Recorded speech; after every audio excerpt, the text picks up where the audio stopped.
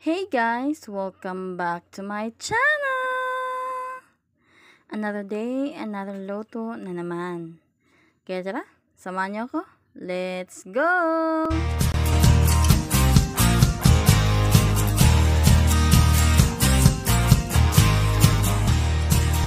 Ang lulutuin po natin for today ay mini munchkin donut.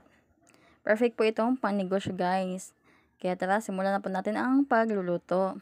Meron po ako ditong coconut, kinayod ko na po ito and lulutuin po natin ito, gagawin po natin itong desiccated coconut. Ayan, nilagay ko lang po ito sa pan na mainit na guys. And ayan, continuous lang po ang paghalo para po hindi po masunog.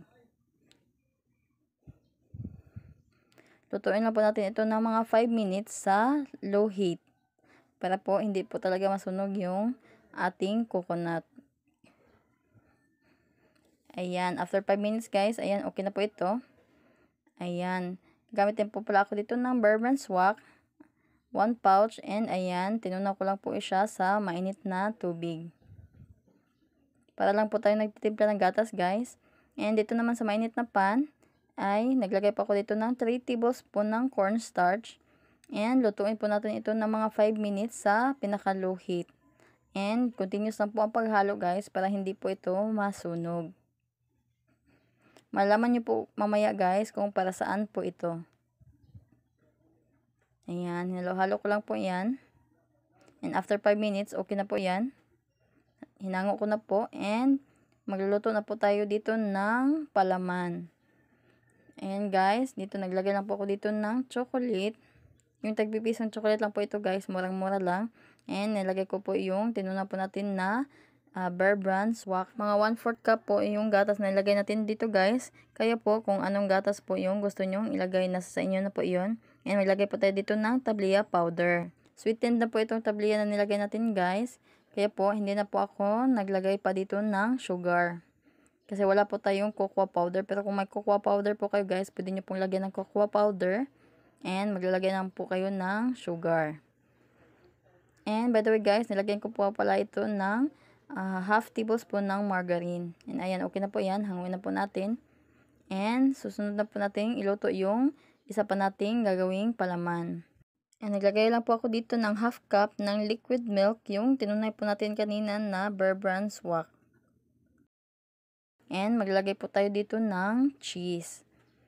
Kahit anong cheese po na gusto nyo gamitin guys, okay lang po. And kaya po, grated cheese na po yung nilagay ko dito guys, para madali po siyang matunaw. And ayan nga guys, kinulang pa ako sa cheese, kaya naglagay pa po ako dito ng cheese. Inubos ko na po yung kalahating pack ng cheese. And ayan, i-mix lang po natin ito ng mabuti, para po matunaw po yung ating cheese. Ayan. And by the way guys, naglagay pala ako dito ng half tablespoon ng margarine. Para po ito, hindi po tumigas itong ating cheese and maging smooth po yung kanyang texture. And ayan, i-mix-mix lang po natin ito ng mabuti guys, para po mag-well combine po yung ating mga ingredients. And ayan, continuous lang po tayo sa paghahalo until po maging sticky po yung texture nitong ating cheese. Ang sarap po nitong homemade cheese na ginawa natin guys. Malinamnam po siya and pwedeng-pwede po siyang ipangsahog sa ibang ulam. And ayan, makaraan nga ang ilang minuto guys, ay okay na po itong ating cheese. Hanguin na po natin ito. And ayan guys, tingnan nyo naman po yung texture nitong ating homemade cheese. Napaka-sticky and napaka-smooth. And dito naman po tayo sa niluto po natin kanina guys, na 3 tablespoon na cornstarch. And maglalagay po tayo dito ng isang pakete po na Bear Brand Swak. And ayan, i-mix-mix lang po natin ito ng mabuti guys. Ito po yung gagawin po natin mamaya na pang-coating sa ating mini munchkin donut. And para naman po sa ating chocolate na pang-coating guys, ay gagamit po tayo dito ng 1 pack ng Milo and 1 pack po ng powdered tablia. Ayan, minix-mix ko lang po yan guys para po mag-well combine.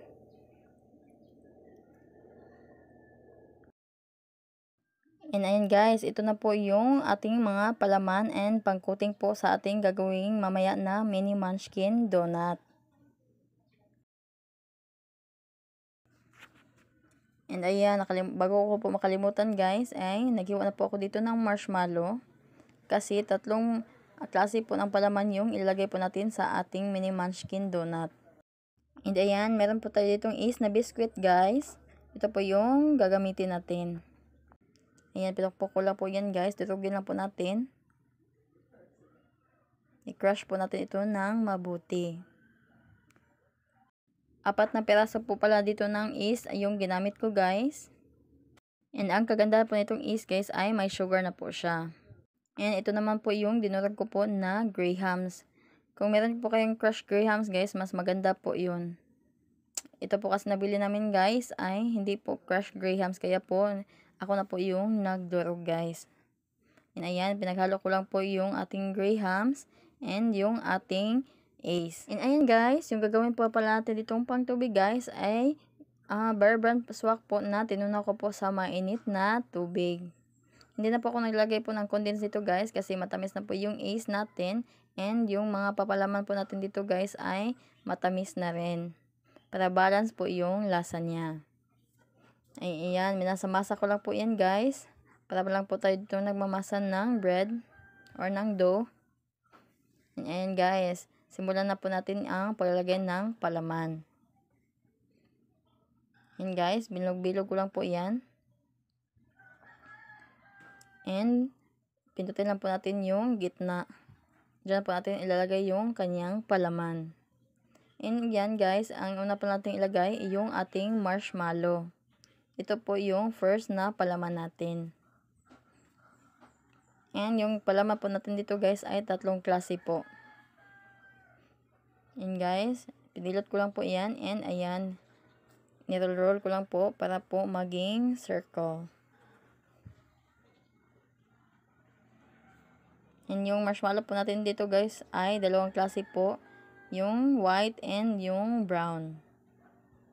Or yung choco.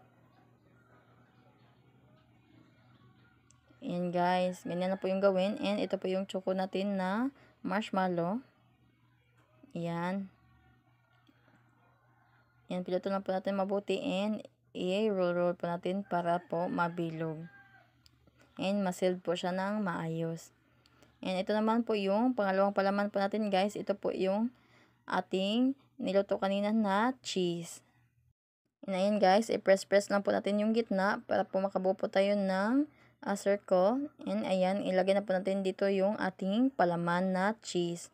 And ayan guys, press lang and pilutin po natin yung gilid. I-press pa rin and pilutin. Ganyan lang po ang pagpipilot po nito guys or ang pagsisealed nitong ating mini munchkin donut. And guys, pag ito po na po yan ay atin na po itong bilog-bilogin. And napakasarap po nitong ating mini munchkin donut guys. And pwede nyo po itong ibinta. Mura lang po ang nagastos natin dito guys. And nakagawa po pala tayo dito ng 33 pieces na mini munchkin donut. And depende po sa sizes na gagawin nyo guys kung ilang piraso po yung magagawa nyo po dito. And napakadali lang po nito gawin guys. And yung mga palaman po niya ay napakadali lang po gawin and madali nyo lang pong mabibili sa tindahan. Kaya hindi po kayo mahihirap pong maghanap ng mga ingredients nito. And ang kagandahan po nito guys ay gustong gusto po ito ng mga bata. Kaya madali lang po itong maubos. And ayan guys, gawin naman po natin yung ating pangatlong palaman.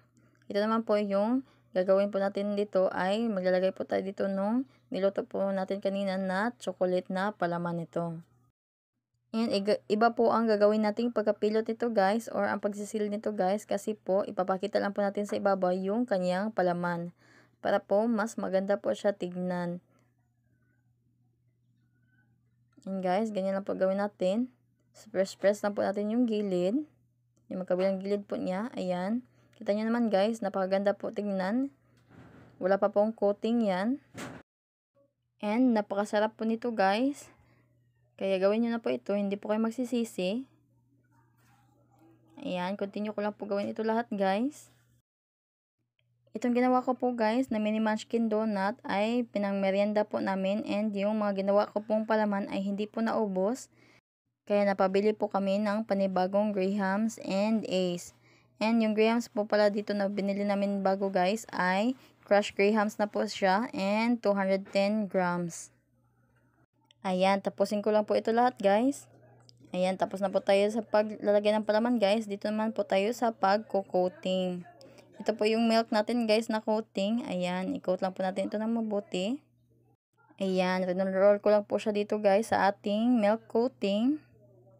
Ayan, ito po yung chocolate flavor natin guys. Ayan, kinoting ko po siya sa lahat po ng pang-coating po natin dito sa ating coconut or desiccated coconut. Dito naman sa ating choco coating and sa ating milk coating.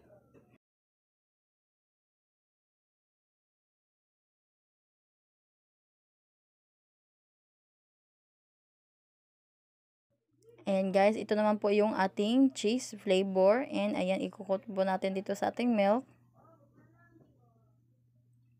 And mag-coat din po tayo dito sa ating desiccated coconut. And by the way guys, ito pong desiccated coconut natin ay hindi ko po nilagyan ng sugar.